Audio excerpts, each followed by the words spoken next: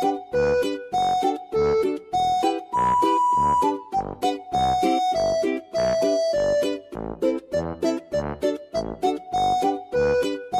semuanya, perkenalkan nama saya Audi Febida Kitano dari kelas 12. Pada kesempatan kali ini, saya akan menjelaskan tentang penyusutan aset tetap. Tapi sebelum itu, kita harus tahu apa itu aset tetap. Benar bukan? Jadi, aset tetap adalah semua kekayaan yang dimiliki oleh perusahaan yang dapat dinilai dengan satuan uang dan digunakan dalam operasi perusahaan serta diharapkan dapat memberikan manfaat bagi perusahaan di masa mendatang.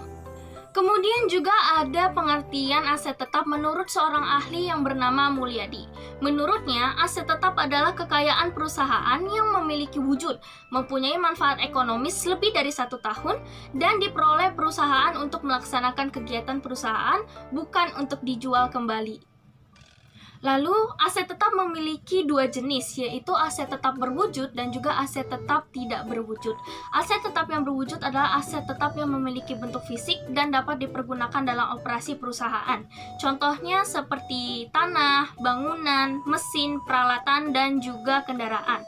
Tetapi, aset tetap yang tidak berwujud adalah aset yang tidak memiliki bentuk fisik, tapi dia itu umurnya panjang dan dapat memberikan manfaat bagi operasi perusahaan. Contohnya seperti hak paten, merek dagang, hak cipta, dan juga goodwill. Selain itu, aset tetap juga memiliki karakteristik, yaitu digunakan dalam kegiatan operasional perusahaan dan bukan untuk diperjualbelikan. Misalnya motor yang digunakan oleh kurir dalam perusahaan jasa pengiriman, itu termasuk aset tetap, kecuali yang ada di dealer. Kemudian, aset tetap bukan merupakan investasi jangka panjang bagi perusahaan. Jadi, hak kepemilikan tanah perusahaan itulah yang disebut dengan aset tetap. Kemudian, karakteristik yang ketiga adalah aset tetap digunakan perusahaan dalam jangka waktu beberapa periode akuntansi. Karena kita udah tahu bahwa aset tetap itu memiliki jangka waktu lebih dari 1 tahun. Lalu karakteristik yang terakhir adalah memiliki nilai material yang cukup besar. Karena yang diakui sebagai aset tetap itu seperti bangunan, tanah, inventaris, dan juga mesin. Kemudian ada juga pertimbangan dalam menetapkan nilai harga perolehan aset tetap berdasarkan biaya historis. Yang pertama adalah pada tanggal akuisisi biaya mencerminkan nilai pasar yang wajar. Kemudian keuntungan dan kerugian tidak boleh diantisipasi, tetapi harus diakui ketika harta itu dijual. Kemudian biaya historis melibatkan transaksi yang sebenarnya. Dan sekarang kita ada contoh soal harga perolehan. Sebuah komputer dibeli dengan harga 10 juta dan mendapat potongan tunai 5%. Biaya tambahan untuk install komputer dan pemasangan sehingga komputer siap digunakan sebesar 300.000. Berapakah harga perolehannya? Jadi kita tulis dulu harga belinya itu adalah 10 juta. Di sini emang di soalnya adalah 10 juta.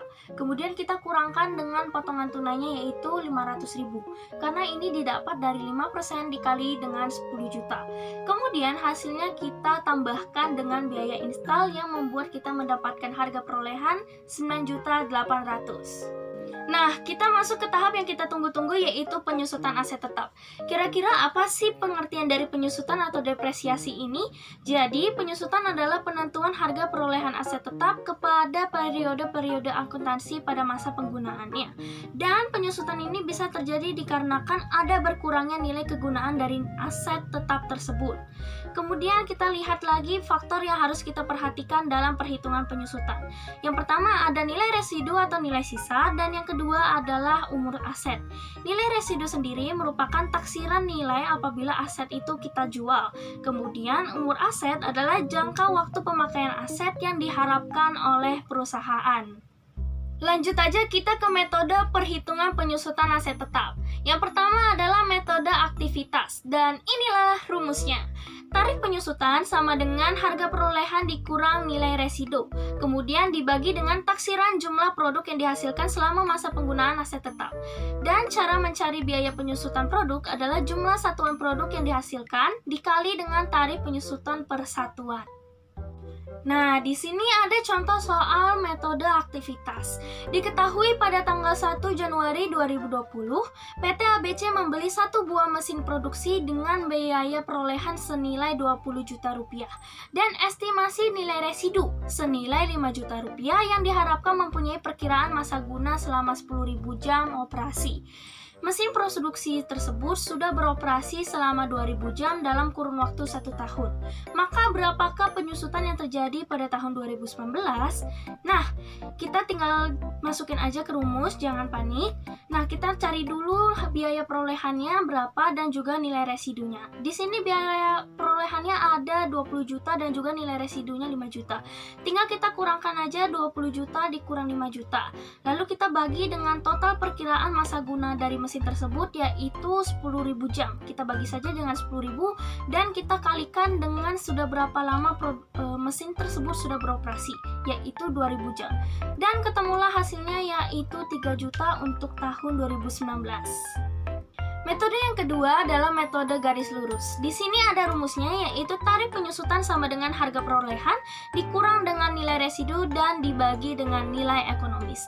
Di sini ada contoh soalnya, yaitu perusahaan A ingin menjual satu mesin produksi seharga 8 juta dalam 5 tahun mendatang dengan estimasi nilai residu saat dijual adalah 1 juta. Hitunglah tarif penyusutannya per tahun. Ini sangat mudah, tinggal masukin aja ke rumus, tidak perlu panik. Oke, harga perolehan di sini ada 8 juta dan juga nilai residunya ada 1 juta. Tinggal kita kurangkan aja menjadi 7 juta dan kita bagi dengan nilai ekonomisnya, yaitu 5 tahun dan hasilnya adalah 1.400.000.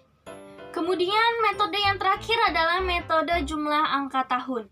Di sini ada rumusnya, yaitu tarif penyusutan sama dengan sisa umur aset pada tahun penggunaannya dibagi dengan jumlah angka tahun umur aset tetap dikali dengan jumlah yang harus disusutkan. Oke, langsung aja kita ke contoh soal metode jumlah angka tahun. Pada tanggal 2 Januari 2014, PT Foras membeli sebuah mesin untuk meningkatkan produksinya. Harga perolehan mesin sebesar 135 juta dengan taksiran nilai sisa sebesar 15 juta. Dan ditaksir dengan mesin tersebut hanya mampu berproduksi sampai dengan 4 tahun. Hitunglah penyusutan di tahun 2014. Jadi untuk metode jumlah angka tahun ini kita jumlahkan angka tahun umur aset tetap tersebut. Misalnya ini 4 tahun, jadi kita jumlahkannya seperti ini. 4 ditambah 3 ditambah 2 ditambah 1, atau 1 tambah 2 tambah 3 tambah 4 sama aja, yang penting hasilnya adalah 10, sama.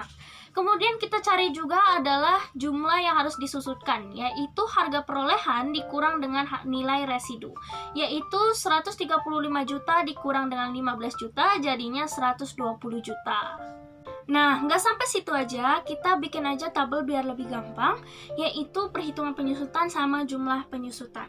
Nah, di sini kita tinggal masukin rumus aja, yaitu sisa umur aset pada tahun penggunanya, yaitu 4 tahun, jadi sisanya kalau udah berlewat 1 tahun, ya sisa 3 tahun, udah lewat 2 tahun, jadi sisa 2 tahun, lewat 3 tahun, jadi sisa 1 tahun, kayak gitu.